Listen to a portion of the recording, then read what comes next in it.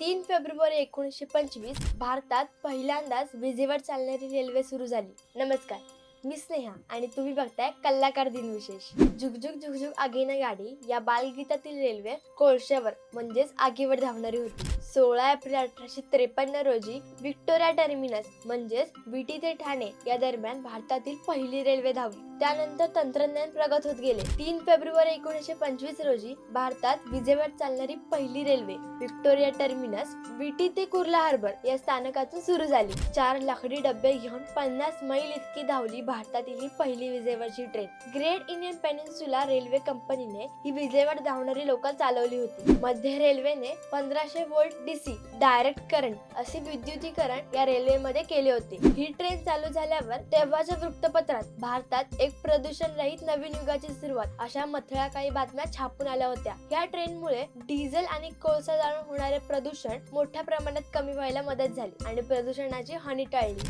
Direct current वर चालणाऱ्या या रेल्वेचा शेवटचा प्रवास 10 एप्रिल 2016 रोजी झाला. यामुळे मुंबई उपनगरीय रेल्वे प्रणालीचे डीसी ते एसी पॉवर मध्ये पूर्ण रूपांतर झाले. जर तुम्हाला या दिनविशेषाबद्दलची माहिती आवडली असेल तर जास्तीत जास्त लोकांबरोबर शेअर करा आणि आमच्या कलाकार YouTube चॅनलला सबस्क्राईब करा. फेसबुक आणि इंस्टाग्राम पेजला पण फॉलो करा.